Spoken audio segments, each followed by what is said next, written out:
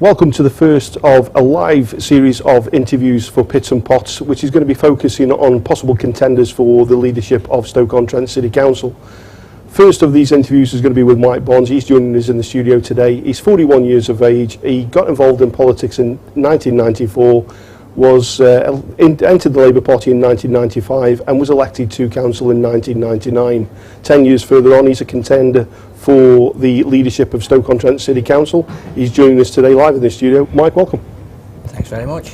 Well, just tell us a little bit about the background of your political involvement. I mean, as we said, he started off in 1994. What drove you to get into politics in the first place? Well, in 1994, I was married with 2 children, 3 and 5. It was the Thatcher era. We were very poor. I lived in a council house. I'd come from that from being homeless. I'd been pulled about by the system, not treated very well. We were living in relative poverty at the time, and I got involved because I was reading the newspaper and saw an article about fair trade at the time from Christian Aid, and it was an article really about a little girl that was in India making rugs, and there was also stuff on about tea, so I ended up lobbying and campaigning for Christian Aid. And throughout that process, I ended up where one of the advice was, that, you know, in part of the campaign, contact your MP. Well, I'd always been interested in a way of observing politics. So I thought, well, I'll go one further, I'll join the Labour Party. So that's what I did, and that's led all the way to being where I am. When I joined the Labour Party, I went to my first branch meeting in '95, and then I ended up trying to move forward so the City Council and use fair trade products as one of mine. So through the process, they ended up sending me to what was then called the City Party, which was a huge meeting full of political ogres, which I was absolutely terrified of. I had to have three drinks in the pub before I went because I was that terrified. And from there, basically, I've done a lot of different positions working my way through. But the background is really because of that homelessness and poverty. It's one of the things that makes me very passionate about particular issues, which I know comes across sometimes and emotional sometimes and impatient in some of the things. But I never forget my background, and that's what drives me really. I tend to make decisions based on what I think's right, and sometimes that doesn't make me popular with some of my colleagues. But in the early 1990s, of course, the Labour Party got some formidable characters in Stoke-on-Trent. There was some real heavyweights there. How did you feel as a young man going into that political arena? Did you feel as if at times you were in some sort of a boxing contest just to get your voice heard? It was fantastic at the time, because some of those people had got passion, and yes, they were brutes in terms of political heavyweights, but what I found was that whilst we had those heavyweight debates, in terms of discussing and debating and arguing about different issues, once the meeting was over, then it was almost, it sounds almost comical, but then you came out of the meeting and all that passion was left in the meeting to some extent. It was never taken personal, so you'd go out and then you'd have a pint and then you'd have a laugh and a discussion about what was going on. And it was never taken personal, and I think that's what's happened, unfortunately, in politics in Stoke today, really, which we've lost, and I think we need to get back to that kind of politics. But in the early 1990s, 1994, 95, Labour had got such a stronghold in Stoke-on-Trent, hadn't it? And there was a time where they had all 60 council positions, and it's gone now to where you've got 15? 15, yeah. And tell us a little bit about what brought that demise, if you like, of the Labour Party in Stoke-on-Trent. Well, some of it's obviously about having a national government, because a lot of councils throughout the country, that's an easy excuse to make, I suppose. And I'm not trying to pretend that it isn't. A lot of it is local circumstances.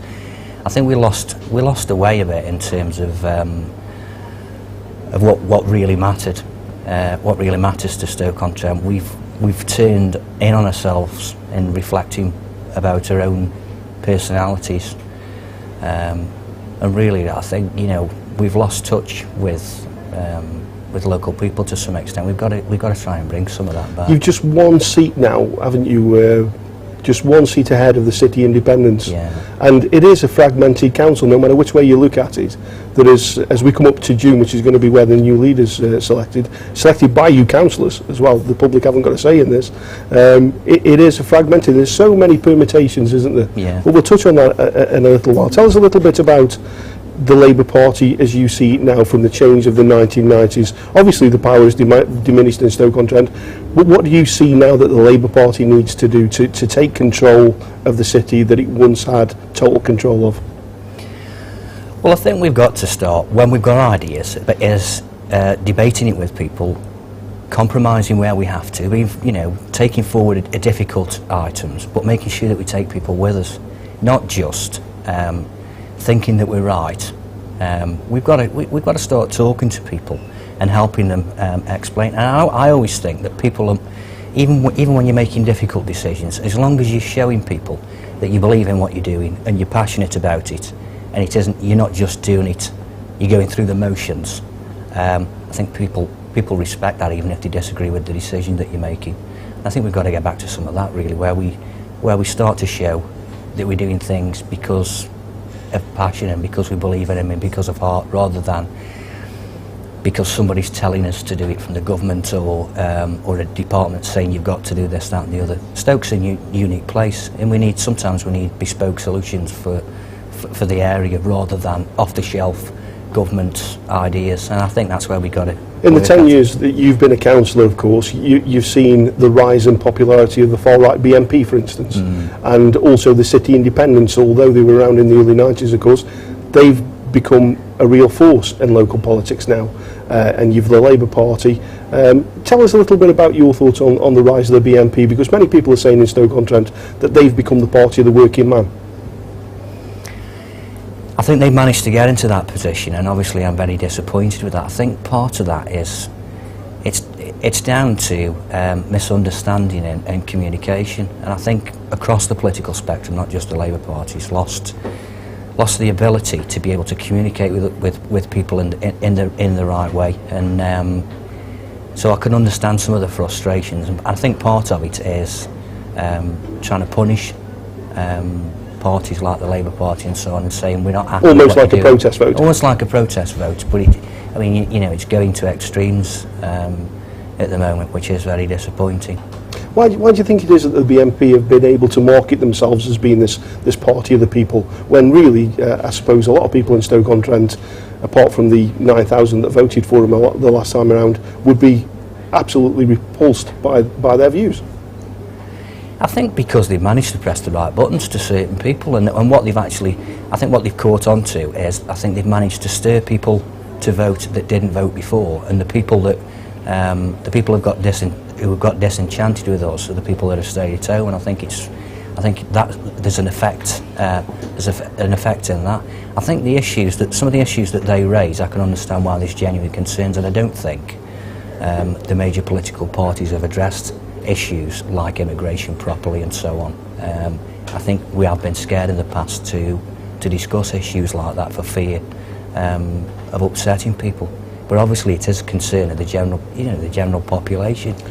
What can Labour do as a national party to help Labour in Stoke-on-Trent? And you've touched on immigration there, didn't you? And there is this reluctance of headline politicians even addressing that issue. I mean, we saw Hazel Blears this week come out and say that we're too PC in this country now, and it's because extremism has been allowed to flourish because we are too PC. What do you think about that? Well, I think the Labour Party and the government can help us in terms of trying to give us support in ways, rather than dictating to us within the way that we're going to spend money locally, is give more say to local people in the way and the policies and the things that we need to put in place, and give people real opportunities. Giving proper facts and figures about what's going on in particular areas, and also being a bit more, putting policies in place that are a bit stronger on particular issues, and listening to people and not being afraid to address particular issues of the day that concern the vast majority of people, particularly when we're in difficult times at the moment. People do start to look for scapegoats and so on, and I think we have got to be prepared to stand up and address those issues and arguments, particularly as I think people like the BNP will use these difficult times to actually try and stir up that the issues around what they bring forward and try and position themselves even more. I think we've got to tackle that head on. We're going to be coming back and speaking to Mike about his aspirations for leadership and also the elected mayor system coming to an end this June. So join us at part 2 just by the click of a mouse.